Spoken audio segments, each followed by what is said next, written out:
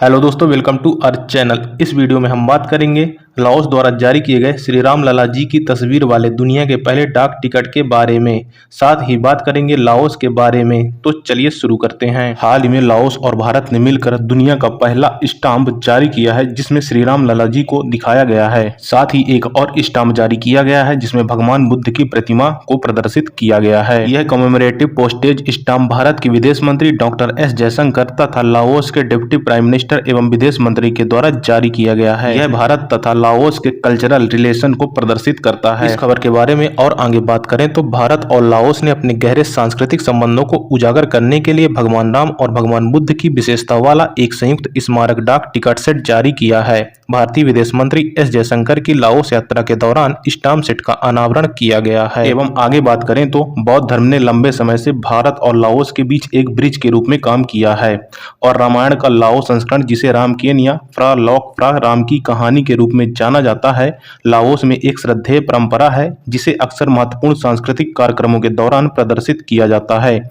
नए जारी किए गए स्टाम्प सेट का विषय लाओ पीडीआर और भारत की साझा सांस्कृतिक विरासत का जश्न इस स्थायी सांस्कृतिक बंधन को दर्शाता है। तो आइए अब बात कर लेते हैं लाओस देश के बारे में। तो लाओस दक्षिण पूर्व एशिया का एकमात्र स्थलरुद्ध देश अर्थात लैंडलॉक कंट्री है। लाओस का लगभग 3/4 हिस्सा पहाड़ों और जंगली पहाड़ियों से ढका हुआ है जो रहने के लिए बहुत ही खड़ी अर्थात स्टीप है।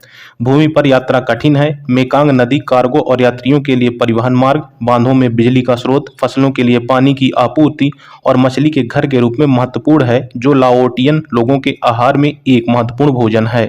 पहाड़ों और मेकांग नदी के बीच 3 पठार हैं, जियांगखियांग, खम्मवान और बोलोवेंस पठार। इन तीनों पठारों में से जियांगखियांग सबसे बड़ा है जबकि कंबोडिया के पास बोलोवेंस पठार अधिक उपजाऊ कृषि भूमि प्रदान करता है जहां कॉफी, चाय, चावल, स्ट्रॉबेरी और अनानास उगाए जाते हैं।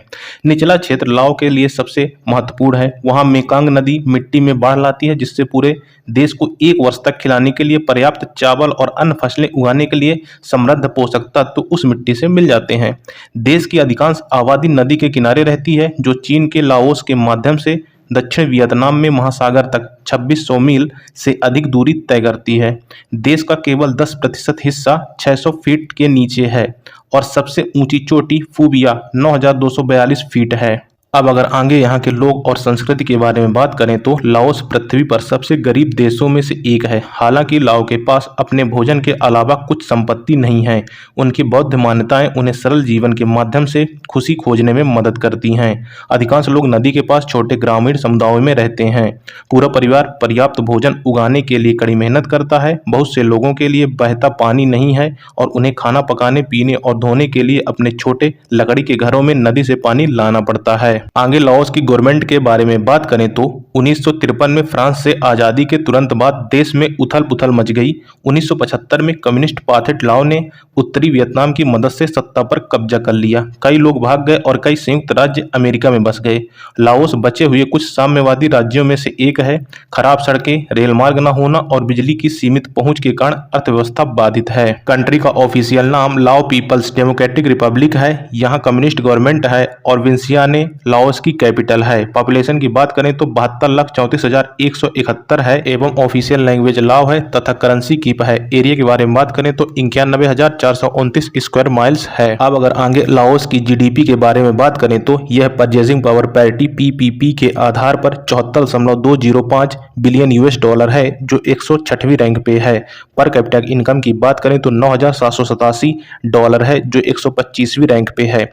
जीडीपी नॉमिनल की बात करें तो टोटल 14.244 बिलियन यूएस डॉलर है जो 145वीं रैंक पे है एवं per capita income 1,878 US dollar है जो 152वीं रैंक पे है एवं HDI index human development index में यह 139th रैंक पे है। करेंसी लाओ कीप है। टाइम जोन UTC+7 यहाँ पे चलता है। Laos Asia Pacific trade agreement, ASEAN, East Asia Summit and La Francophonie का मेंबर है। लाओस ने 1997 में वर्ल्ड ट्रेड ऑर्गेनाइजेशन की मेंबरशिप के लिए अप्लाई किया था जिसे 2 फरवरी 2013 को मेंबरशिप प्रदान की गई। अब अगर आगे लाओ में एथनिक ग्रुप्स के बारे में बात करें तो यहाँ पर सबसे ज़्यादा मेजोरिटी में 53.2% लाओ हैं और दूसरे नंबर पर 11% पर खमू हैं। एवं रिलीजन के बारे में बात करें तो 66% बुद्धिज़्म, 30.7% थाई फोक रिलीजन, 1.5% क्रिश्चियनिटी एवं 1.8% अदर्स हैं। यहाँ की government unitary Marxist Leninist one party socialist Republic है।